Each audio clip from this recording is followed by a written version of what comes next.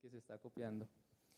Mis hermanos, una vez más tengo el privilegio de gozarme con ustedes en la palabra de Dios, y si han estado atentos, los himnos, las lecturas, todo el orden litúrgico nos ha estado hablando sobre el que será el punto principal de la predicación, el Evangelio de nuestro Señor en el momento de la crucifixión.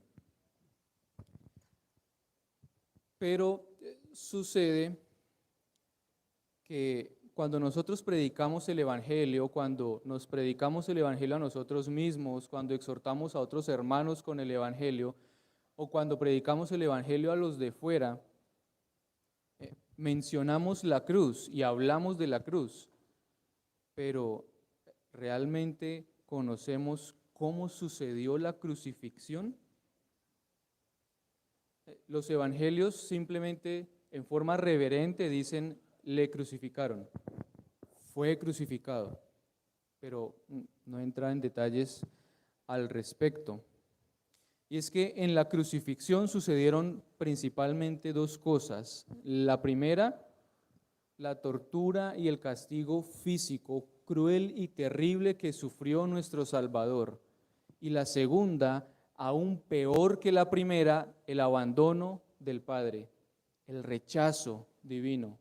Ese es el verdadero sufrimiento que padeció el Señor por nosotros. Y por la eternidad le veremos y recordaremos las dos cosas. Le veremos las marcas de los clavos en sus brazos, en sus pies, la marca de la lanza en su costado, y recordaremos la salvación tan grande que Él obró por todos nosotros. Y eso es lo que vamos a recordar esta mañana. Acompáñenme a orar. Bendito Dios y Padre, te ruego y te suplico que me asistas en esta hora para predicar tu palabra, para predicar a Cristo y a este crucificado. A mis hermanos, ayúdalos con un corazón sensible, dispuestos a escuchar tu voz, a conocer y recordar el Evangelio de nuestra salvación. Gracias por Cristo, gracias porque Él se entregó voluntaria y amorosamente por nosotros, para que nosotros hoy podamos estar frente a ti y clamar como hijos a su Padre. Gracias, Señor. Ayúdame y ayúdanos en este momento. En Cristo Jesús. Amén. Entonces, vamos a llegar a la crucifixión con la ayuda de Dios esta mañana, y el tiempo está muy bien para eso. Pero antes, mis hermanos, resulta que la pasión y el sufrimiento del Señor inició antes de la crucifixión, inclusive inició antes que fuera condenado a la cruz. Vamos a Lucas, capítulo 22, versículo 41.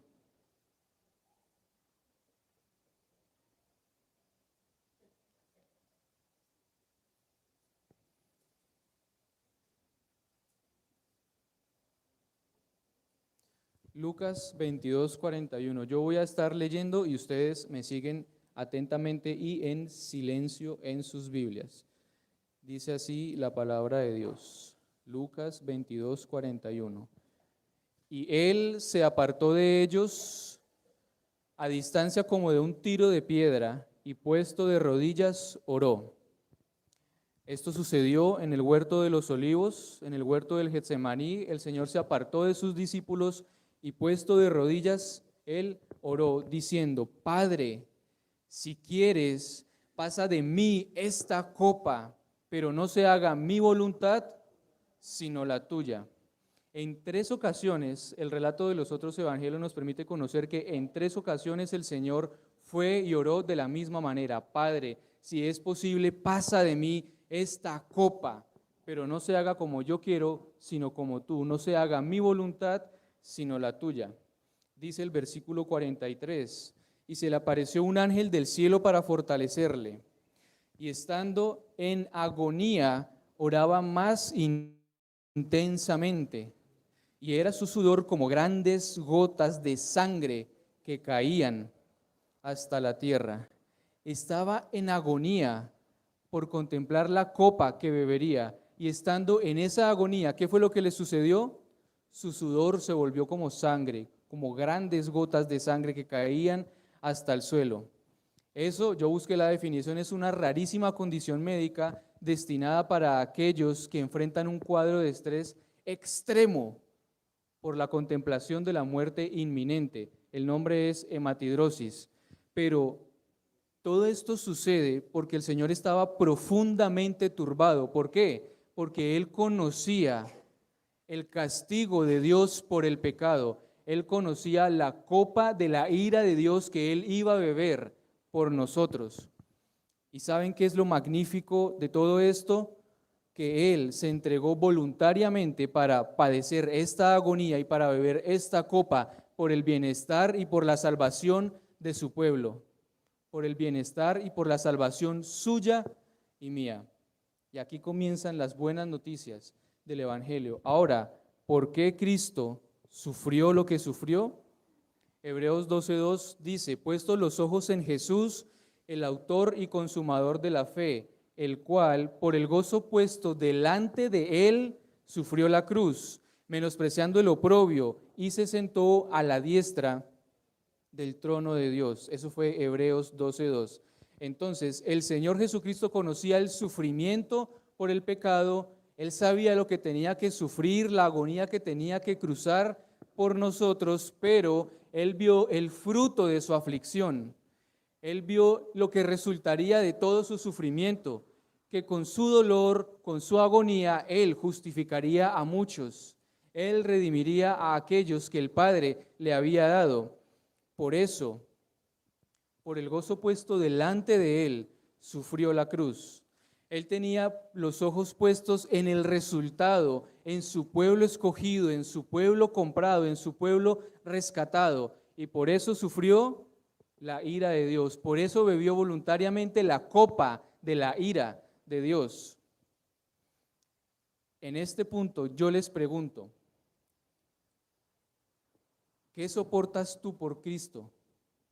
Él soportó la ira de Dios por ti. Él bebió la copa por ti. ¿Qué soportas tú por Cristo? ¿Qué estás sufriendo tú por Cristo? ¿Cómo te niegas a ti mismo por Cristo? ¿Cuáles son tus padecimientos para ganarlo a Él, para ser hallado en Él?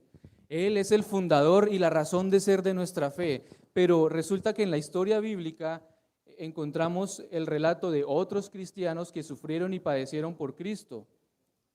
Está el apóstol Pablo, por ejemplo. ¿Cuáles fueron los sufrimientos de Pablo por Cristo? Voy a recordar solo algunos.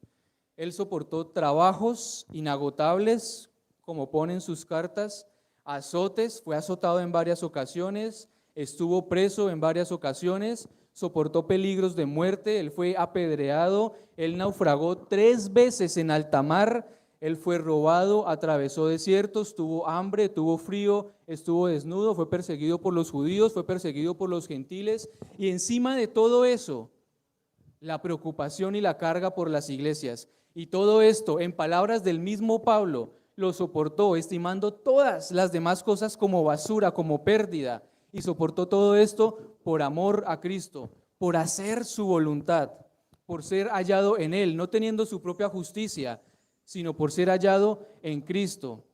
¿Qué pasa si yo me pregunto, qué soporto por Cristo? ¿Qué estoy sufriendo por Cristo? La respuesta, en mi caso, es vergonzosa y es triste. Además de su angustia, el Señor sufrió también un juicio injusto, un juicio corrupto y amañado. Por favor, en sus Biblias, Evangelio de Mateo, capítulo 26.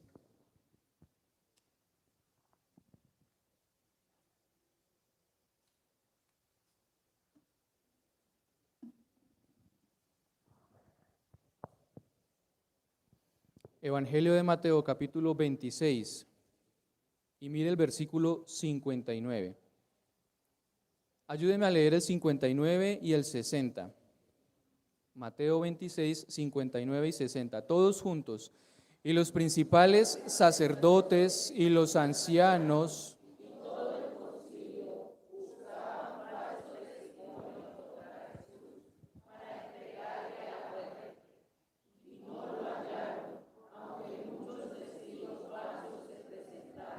Entonces, hasta ahí, hasta el 60. Entonces, ¿qué era lo que estaban haciendo los ancianos, los sacerdotes, el concilio y toda la multitud que estaba con ellos? Buscando falsos testigos, buscando falsos testimonios para condenar a Cristo a la muerte. Pero ¿qué fue lo que sucedió? Aunque muchos se presentaron y aunque muchos hablaron, sus testimonios no concordaban, la evidencia no concordaba y ninguno de ellos sirvió como testigo. Aún así, aunque los testigos fueron falsos, aunque los discursos de ellos, las acusaciones no tenían sentido, aunque fue llevado delante del procurador romano y fue hallado inocente, él fue condenado. Pero quiero que notemos cómo las autoridades dejaron claro que Jesucristo era inocente, que era justo. Más adelante, Evangelio de Lucas, capítulo 23.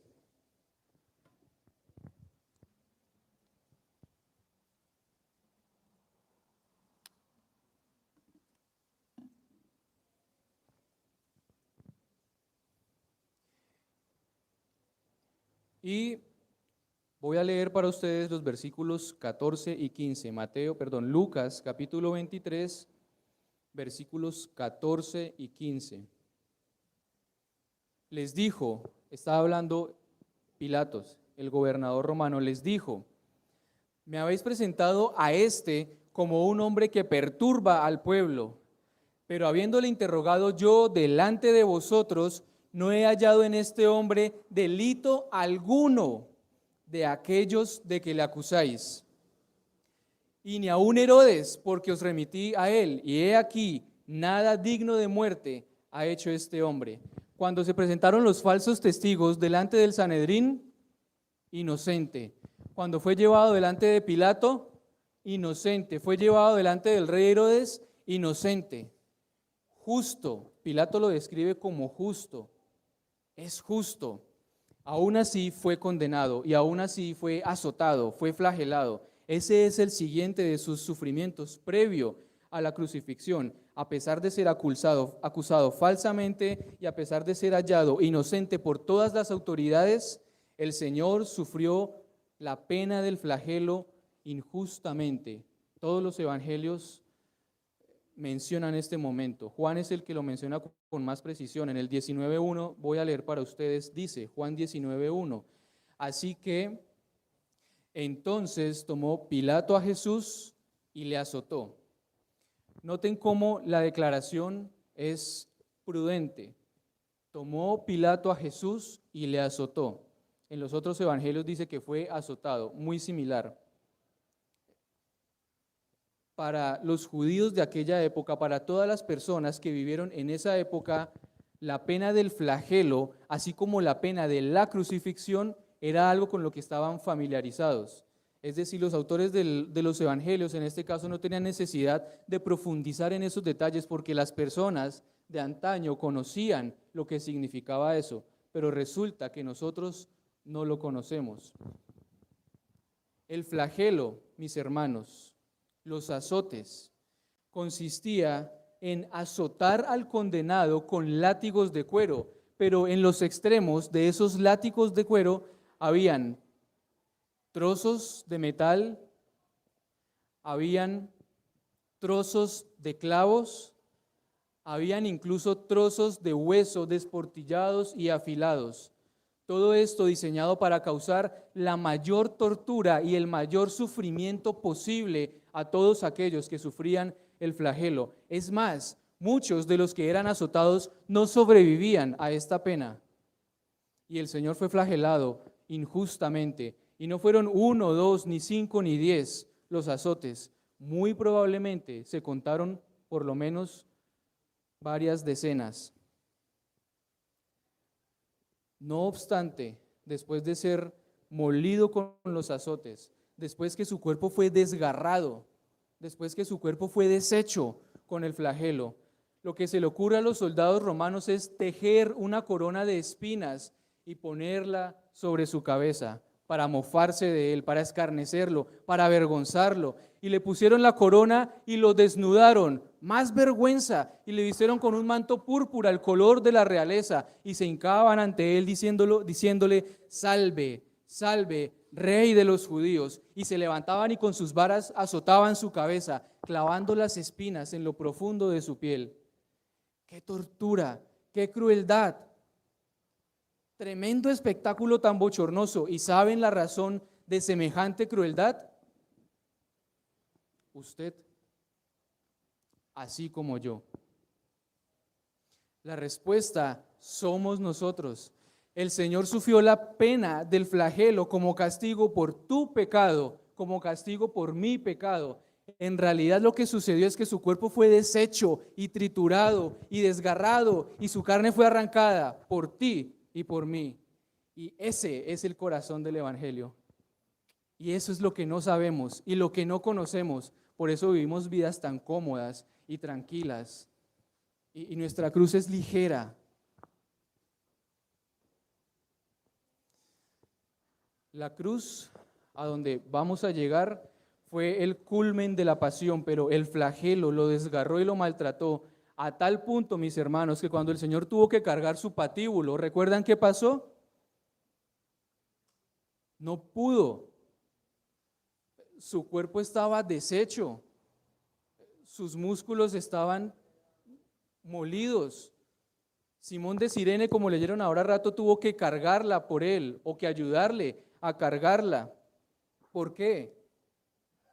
Porque ya estaba molido a golpes antes de ir a la cruz, ya estaba deshecho, y eso también fue por nosotros.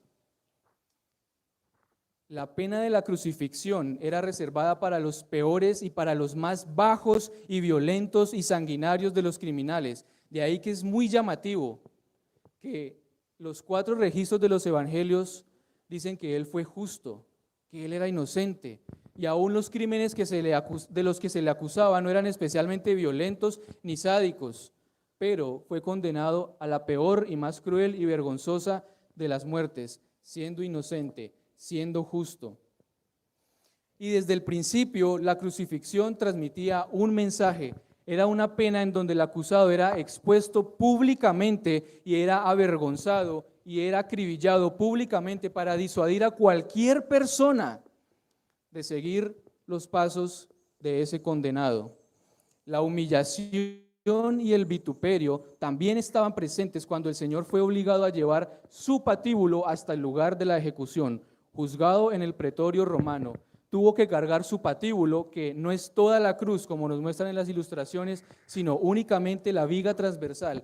Eso fue lo que él tuvo que cargar hasta las afueras de la ciudad, hasta el monte Gólgota, hasta el lugar de la calavera, donde sería ejecutado. Todo el camino, mis hermanos, durante todo el camino desde el pretorio hasta el Gólgota, el Señor fue humillado. Todo aquel que cargaba una cruz era un maldito, era lo peor de la sociedad, era el criminal más atroz y detestado por todos. Y todo el camino cargando su madero, el Señor estuvo expuesto al vituperio, al desprecio, a las burlas de todos aquellos que se cruzaban en su camino. En realidad fue un espectáculo vergonzoso, fue terrible. Pero ¿saben algo? En 3 diferentes ocasiones el Señor fue enfático con sus discípulos sobre cuál sería el costo del discipulado. Como les dije, ellos sabían lo que significaba ser crucificado. El Señor sabía que tenía que morir condenado a la pena de la crucifixión, y aún así en repetidas ocasiones, en distintos momentos, hace énfasis a sus discípulos y les dice: todo aquel que no toma su cruz y sigue en pos de mí, no es digno de mí. Eso fue en Mateo 10:38. Luego dice, y llamando a la gente y a sus discípulos, les dijo de nuevo: si alguno quiere venir en pos de mí, niéguese a sí mismo y tome su cruz y sígame. Luego en Lucas, en una ocasión diferente, les dijo: el que no lleva su cruz y viene en pos de mí, no puede ser mi discípulo. Aunque era una vergüenza, una humillación y el peor de los dolores y sufrimientos, la cruz fue lo que el Señor le ofreció a sus discípulos. Y la cruz, mis hermanos, es lo que Él nos ofrece hoy. Eso no ha cambiado. Y la realidad es que ninguno de nosotros vive humillado, sufriendo por la cruz de Cristo que lleva a cuestas. ¿Quién de ustedes en realidad carga su cruz? ¿A quién de ustedes reciben en el vecindario los vecinos diciendo: este que trastorna mi vida volvió, llegó de la iglesia el domingo? ¿En cuántos de sus empleos los compañeros los excluyen, los marginan, los aborrecen porque no soportan más su predicación? Ni saben que somos cristianos. ¿Cuántas empresas han quebrado porque sus jefes cristianos son aborrecidos por sus socios? Ya no quieren hacer negocios con esos cristianos honestos que no hacen torcidos, y quiebran las empresas de los cristianos. De ninguna manera. Y es un pecado inmenso de nosotros, los cristianos, despreciar la cruz que nos ofrece el Señor por nuestra autocomplacencia, por nuestro bienestar, por nuestra realización personal, por nuestros planes y proyectos, todo porque el Señor es bueno, porque el Señor tiene grandes planes para ti, hermano. Pero lo que Cristo nos ofrece una y otra vez, y lo que Cristo les ofrece hoy, esta mañana, ahí sentaditos tan lindos como están, es que tomen su cruz, que dejen la ligereza, que dejen de ser superficiales, que vivan como Él vivió, que sufran como Él sufrió, que padezcan como Él padeció, que obedezcan al Padre como Él fue obediente al Padre. ¿Acaso el siervo es mayor que su Señor? ¿Acaso yo soy mayor que Cristo? Si Él sufrió, ¿por qué yo no sufro? Si Él fue tratado con injusticia, ¿por qué yo no sufro la injusticia? Si de Él se burlaron, ¿por qué de mí no se burlan? Si a Él lo maltrataron y lo despreciaron, ¿por qué a mí no me maltratan y me desprecian? Por ser fiel a Él, por dar testimonio de Cristo. ¿Quieres ser cristiano?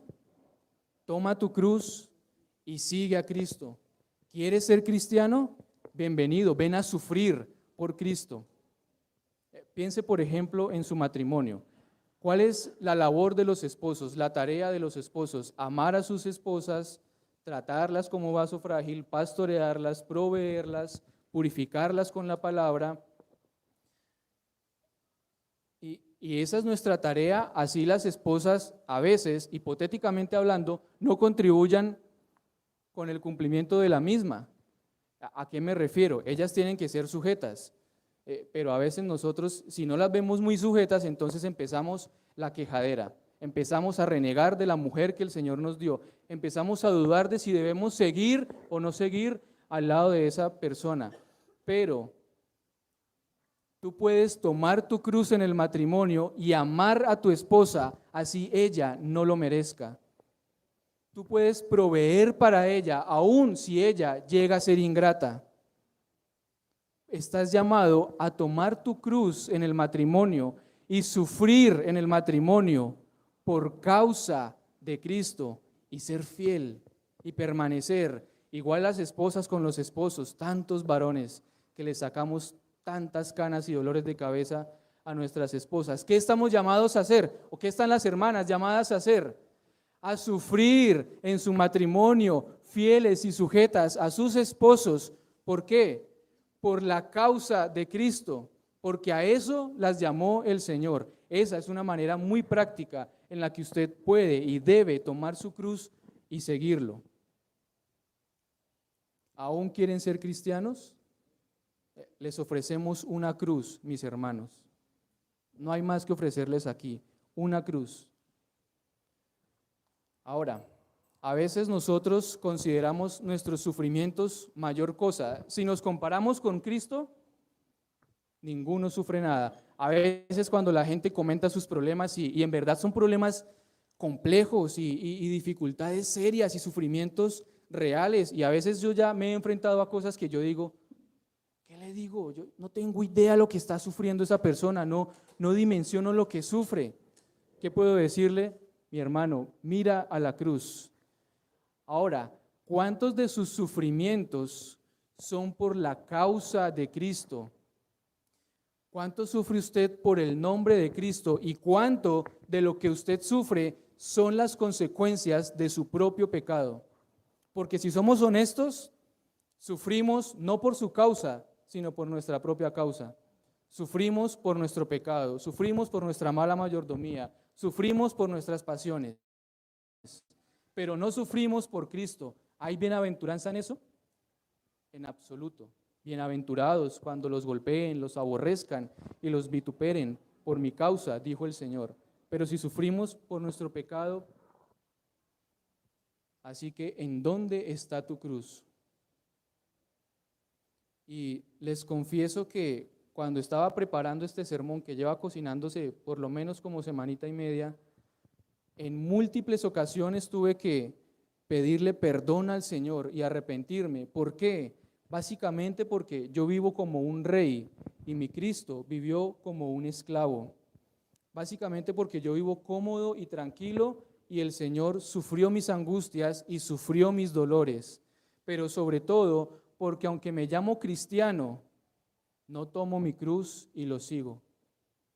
Y este es el momento en que usted, si es creyente, necesita arrepentirse, necesita dejar a un lado su liviandad, necesita poner manos a la obra con la gracia de Dios que tiene garantizada para tomar su cruz y ser fiel a su Señor e imitarlo y hacer lo que Él hizo. Su agonía en el Getsemaní, el sufrir un juicio injusto y el sufrir el flagelo fueron algunos de los padecimientos del Señor antes de ser crucificado. Y ahora sí vamos al momento de la crucifixión. Por favor, al texto que leímos hace un momento, Marcos capítulo 15.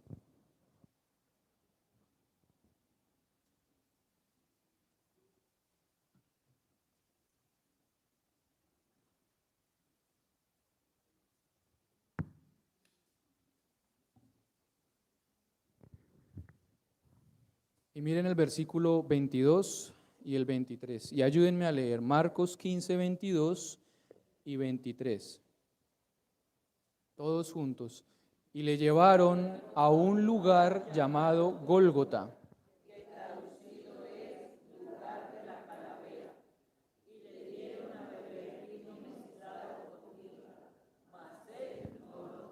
Entonces, cuando llegó al Gólgota, ¿qué fue lo que le ofrecieron para beber? Vino mezclado con mirra, una bebida estupefaciente para aliviar el dolor, pero que en consecuencia le haría perder su lucidez, tal vez su conciencia. Pero él rechazó cualquier bálsamo que pudiera menguar su pena. Él rechazó cualquier tipo de alivio para su dolor. ¿Por qué? Porque él tenía que conservar su claridad mental hasta haber consumado por completo el cumplimiento de la voluntad de su Padre, hasta consumar su sacrificio por nosotros. En la cruz tuvo plena lucidez para consolar y confortar al ladrón que lo reconoció como Dios.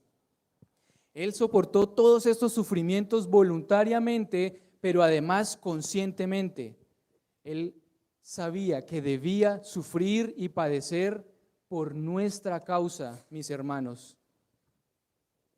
El versículo 24, ahí mismo donde están, dice: cuando le hubieron crucificado, repartieron entre sí sus vestidos, echando suerte sobre ellos para ver qué se llevaría cada uno. Y ustedes leyeron Salmos 22 y leyeron el versículo 18. Aquí encontramos el cumplimiento de esa profecía. Y el 25 era la hora tercera cuando le crucificaron. De nuevo, le crucificaron. No hay más detalle, no explica cómo fue, le crucificaron. Pero, ¿cómo sucedió la crucifixión? Hablamos un poco en detalle y solo un poco del flagelo. ¿Cómo sucedió la crucifixión?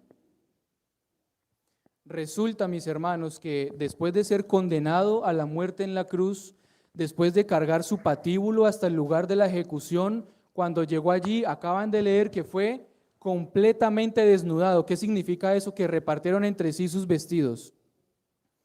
Él fue desnudado. Las películas, la televisión, las pinturas lo ilustran aquí con un tipo de paño, de vestidura, pero él fue expuesto públicamente estando desnudo, porque la intención era avergonzarlo. Después que fue desnudado, él fue acostado sobre el piso, pero todavía sobre el madero, sobre el patíbulo, se llama esa pieza. ¿Y saben qué sucedió a continuación? Tomaron los clavos de poco más de 1 centímetro de grosor y a punta de martillo clavaron sus brazos a la cruz. Ni siquiera sus manos, sus brazos, a la altura de las muñecas. ¿Por qué? Porque si lo clavaban de las manos, esa parte no resistía el peso del cuerpo. Fueron sus brazos, sus muñecas, clavados a la cruz. Después el Señor fue levantado hasta el momento en que sus pies ya no pudieran tocar el piso y la viga transversal, el patíbulo, fue unido al asta, a la viga vertical. Entonces sus piernas fueron recogidas. Y esto lo digo por las investigaciones que estudié, la forma en que fue crucificado el Señor, sus piernas estaban recogidas de medio lado, casi en esta posición, y entonces sus talones, adivinen qué, fueron clavados, fueron martillados a la cruz, fue fijado a la cruz, y estando en esa posición, avergonzado, desnudo, humillado, sufriendo, comenzó la peor de las agonías físicas, porque esta muerte es la más cruel y todo en ella estaba diseñado para causar el mayor sufrimiento y padecimiento posible, mostrándole a esa persona, a ese condenado, la mayor crueldad que podía existir. Y estando en la cruz, abandonados, solos, sus discípulos huyeron. El Señor no podía respirar. Y estando en esa posición, ¿saben qué tenía que hacer? Apoyarse en sus pies, sostenidos por un clavo a la cruz, para poder tomar cada respiro por más de 6 horas, sufriendo la asfixia, sufriendo la pérdida de sangre, sufriendo los calambres tremendos en semejante posición, sufriendo el agotamiento extremo. Había sido flagelado, muchos morían en el flagelo, y el Señor además fue clavado a la cruz y abandonado allí. ¿Y saben qué es lo peor de todo esto? Por nosotros, por nuestra causa fue crucificado en tiempos de Pilato, por nuestra causa. Más específicamente, por mi pecado, Él fue clavado a esa cruz. Básicamente, por mi maldad, Él fue llevado y expuesto y avergonzado y humillado en ese madero, en ese infame patíbulo, desnudo, sometido al oprobio. Esa fue la copa que bebió el Señor por nosotros. Por eso sudaba sangre. Imagínense la angustia de contemplar semejante dolor. Pero fue allí voluntaria y conscientemente, por amor a nosotros. Él fue a la cruz por usted. Él fue a la cruz para mostrarle su amor. Él fue a la cruz para salvarlo. Desde Deuteronomio estaba establecido que todo aquel que era colgado en un madero, ¿cómo era? Maldito por Dios. Él se hizo maldición por ti. Sobre nosotros pesaba una maldición por transgredir la ley de Dios, por pecar contra nuestro santo Dios. ¿Y saben qué hizo Cristo? Se hizo maldición por nosotros en la cruz, para rescatarnos, para redimirnos. Él sufrió todo esto por nosotros, por su pueblo, por usted y por mí. Pero como les dije al principio, a pesar que fue la más cruel y dolorosa de las muertes, eso no fue lo peor que Él sufrió en la cruz. A nosotros nos conmueven, ¿no? Los detalles, nos hacemos una imagen bastante gráfica. La película La Pasión de Cristo yo creo que vino a la mente de casi todos acá, pero la Pasión de Cristo se queda corta. y aún así su padecimiento físico no fue lo peor que Él soportó en la cruz. ¿Saben qué fue? Miren ahí en Marcos capítulo 15, versículos 33 y 34, y ayúdenme a leer. Marcos 15, 33 y 34, todos juntos. Cuando vino la hora sexta,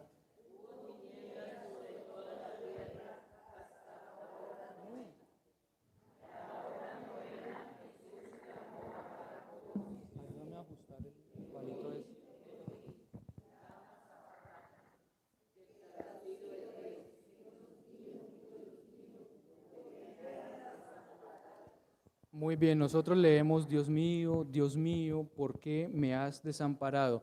Pero ahí dice que clamó ¿cómo? Con un susurro, como leímos.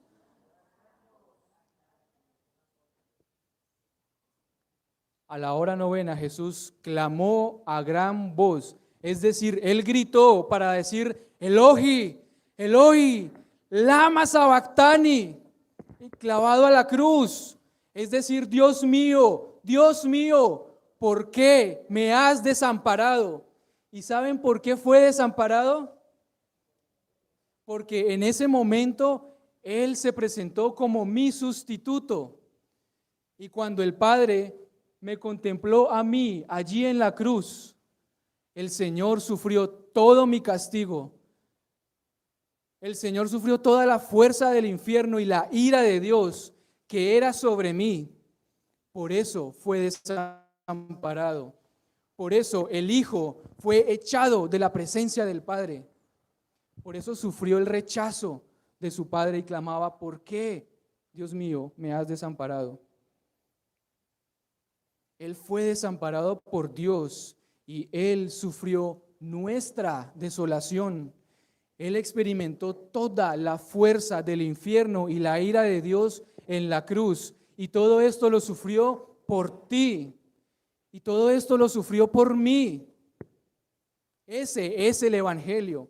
Ese es nuestro Salvador. Eso fue lo que tuvo que hacer para que yo pueda estar aquí hoy en la presencia de Dios y decirle, Abba, Padre, Padre mío.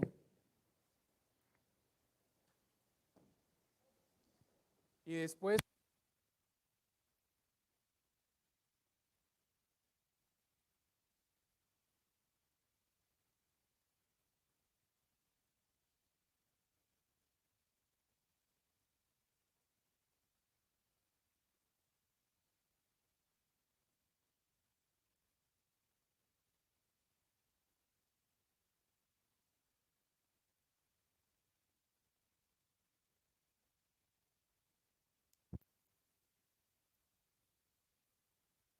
todo nombre y en el nombre de Jesucristo, ahora y por la eternidad se doblará toda rodilla y toda lengua hincada en su presencia por su sufrimiento, por su padecimiento, por su obediencia al Padre, confesará que Él es el Señor.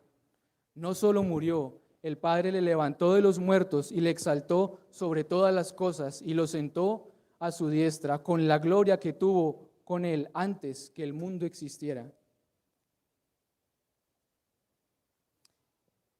Y hoy, mis hermanos, como si en realidad Dios rogase por medio de mí, yo les digo, este es el Evangelio. Ustedes necesitan creerlo. Si ustedes ya lo creen, deben tomar la cruz, pagar el precio del discipulado e ir en pos de él. Si usted aún no cree el Evangelio, y estoy seguro que también estoy hablando para inconversos, para no creyentes, necesita arrepentirse, porque cualquier persona que se atreva a despreciar y a menospreciar los sufrimientos del Hijo de Dios en la cruz y su agonía al ser desamparado por el Padre, quien desprecie semejante sacrificio de amor y este ofrecimiento de paz y reconciliación, es digno de padecer la peor de las muertes y la peor de las condenas, la ira de Dios y el infierno por la eternidad. Pero hoy Dios los está llamando al arrepentimiento. Hoy yo les digo en su nombre, arrepiéntanse y crean en Cristo. Si se llaman cristianos, tomen su cruz y síganlo. Oremos.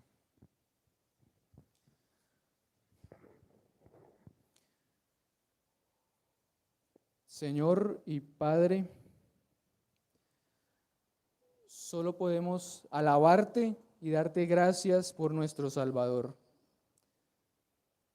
Gracias porque en su muerte nosotros hemos encontrado la vida eterna. Gracias porque Él sufrió el infierno de la ira de Dios que era sobre cada uno de nosotros.